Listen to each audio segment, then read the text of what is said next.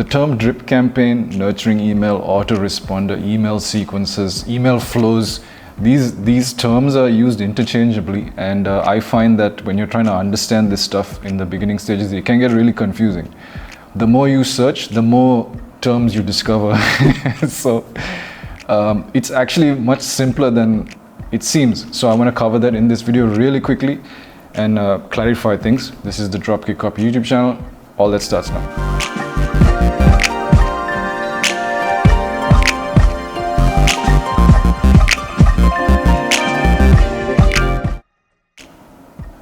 So the thing is, in email marketing, everything is intended to nurture. If you're not nurturing, what are you doing? If you are not nurturing, you're asking for a direct sale, basically. You know what I mean? Every single email is trying to cajole and coax somebody further down the funnel. So you sort of, at the top of the funnel is people who are unaware, pain unaware, blah, blah, blah. Your ad or whatever brings them into the funnel, right? So then they start becoming brand aware and solution aware, all that type of stuff. So your job is to nurture people from becoming a prospect into a qualified lead, then nurture them from being a qualified lead into a buyer, a customer, right? And then once they've bought, you're trying to nurture them to retain them and buy again, and possibly even advocate for your business and your brand, your product, right? So you're always nurturing. The only time you're not nurturing is when you're asking for a direct sale. Like, for example, I'm a poet.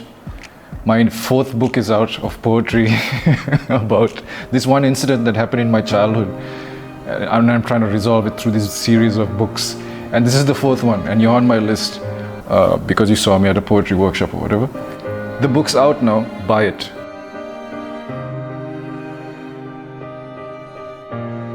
And that's an email. Even within that email, the copy will nurture you a little bit, persuade you to buy, right?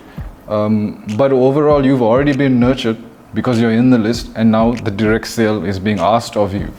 Okay, so that particular email is not a nurturing email, but everything else around it, before it and after it, will be some sort of nurturing email, right? So people, when they say nurturing emails, they'll sometimes say a drip campaign is a nurturing email, or drip campaign versus nurturing email. It's all nurturing generally. Okay, so what is a drip campaign? This term is drip campaigns are very, how do you say, it's looked up, it's searched for a lot. The thing about a drip campaign is it's finite. It's a sequence of emails with an ending, and the emails are spaced out over time with certain intervals in between them. All right. If you think about welcome emails for a SaaS business, that onboarding sequence, let's say an onboarding series of emails, that's a drip campaign, right? You know what else is a drip campaign? In real estate, if a salesperson has gone and discovered like a bunch of contacts, phone numbers, email addresses, blah, blah, blah, and they're maybe trying to cold approach them or sort of get them on the phone and get some inquiries from them, they will weave in a drip campaign with their cold calls. You understand what I mean? It's like, what they like to call it is like touch points. The initial call followed by a follow-up email, and then another call, and then another email, like this will go on, you know what I mean? Spaced out over time. They are dripping their touch points, basically. So it's used in a lot of different ways for a lot of different reasons. If you think about a tap, right? What the word drip, it's a tap, right? When you close a tap, when you close it, like a couple of drops fall through, right? They're constantly falling through, and then as you close it tighter and tighter, the drops fall less. So likewise, in a drip campaign, you can have one email one day, spaced out, take a break the next day, send another, space it out, send another. And then if the person continues to not respond, you can eventually like taper it off, where the next email you send them is like a month after or 6 months after, you know what I mean? Dripping emails helps you protect your deliverability metrics, because if you're bombarding people all the time and they're not responding, your open rates are going down. It could be flagged as spam, right? Whereas if you sort of drip it out and space things over time, you can maintain contact with them while not bombarding them with emails. All right, so the drip campaigns are used for that. It's different from, let's say, a newsletter.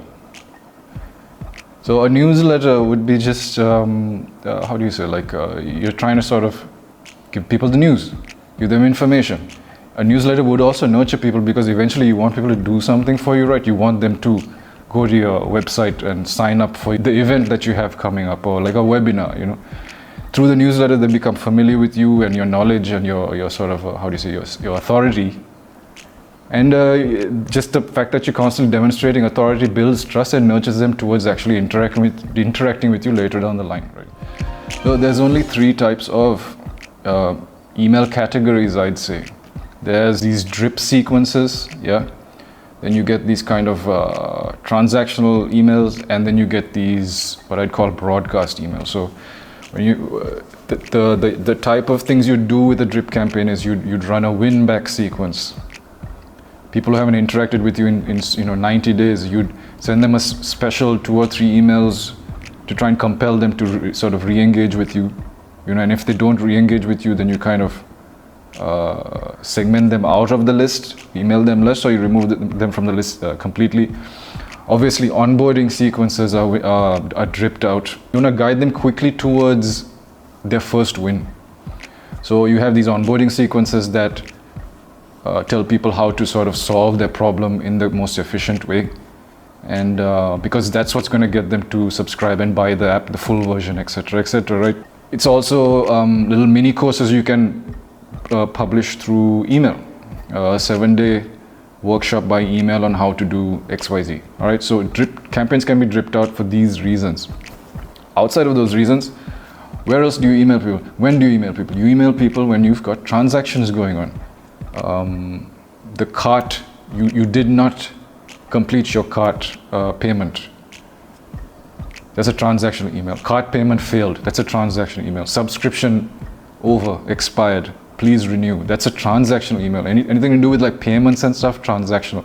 Those are transactional emails. It's also when a person has bought something, you can upsell them. So the moment they've paid for something, you can send the mail saying, hey, payment received. You might also like this item. You get it? So those are triggered based on actions that happen outside the inbox. You'll find you're sending those types of emails a lot too. Okay? And then there's your broadcast emails. Your generic newsletter is a broadcast email. You agree to email the subscriber weekly or monthly and whatnot. It's not finite. It goes on forever. As long as somebody subscribed to you, they'll receive it. It's not necessarily dripped out in that sense. And it's not necessarily asking for a sale, but even though it's nurturing people subtly. And it's just a generic newsletter. What's also broadcast email is your announcements. Anytime you launch something, a promotion, an update. Version 2.0 of our software is out, right? Black Friday sale, here's an announcement, 20% discount on XYZ, right? Those are these kind of one-off broadcasted emails, right? There's really just 3 types of emails you're sending. It's just they have functions and purposes that differ. All right, so don't get confused. It's really very simple. Every email is meant to nurture, more or less. And if you're not nurturing, you're asking for the direct sale. Okay? So I just want to clarify that for you. Anybody searching for information on drip campaigns, I hope you find this video. Check out our other videos. This has been the Dropkick Cop YouTube channel. Leave a like, subscribe, drop a comment, all that good stuff. And check out testimonials of our work in the description box. Take it easy.